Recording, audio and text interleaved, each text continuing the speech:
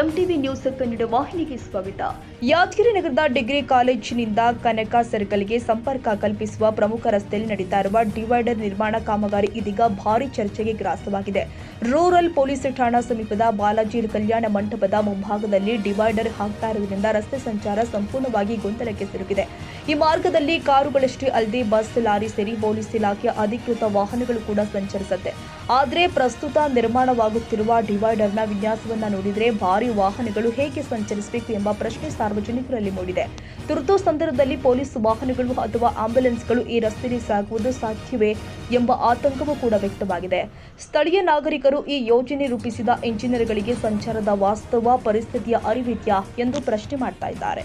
ಯೋಜನೆಯ ಪ್ಲಾನ್ ಯಾವ ಆಧಾರದ ಮೇಲೆ ತಯಾರಿಸಲಾಗಿದೆ, ಸಂಚಾರದ ಒತ್ತಡ, ರಸ್ತೆ ಅಗಲ ಮತ್ತು ತುರ್ತು ಸೇವೆಗಳ ಅಗತ್ಯವನ್ನ ಪರಿಗಣಿಸಿದ್ದಾರೆಯೇ ಎಂಬುದು ಜನರ ಪ್ರಮುಖ ಆಗ್ರಹವಾಗಿದೆ.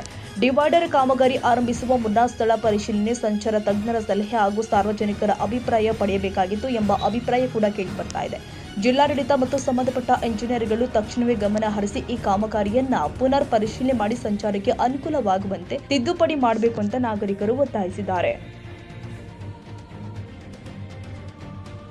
ತಾಜಾ ಸುದ್ದಿಗಾಗಿ ಎಂಟಿವಿ ನ್ಯೂಸ್ 24x7ಗೆ ಸಬ್ಸ್ಕ್ರೈಬ್ ಮಾಡಿ ಮತ್ತು ಬೆಲ್ ಐಕಾನ್ ಅನ್ನು ಒತ್ತಿ. ತಪ್ಪದೇ ಲಿಂಕ್ ಶೇರ್ ಮಾಡಿ.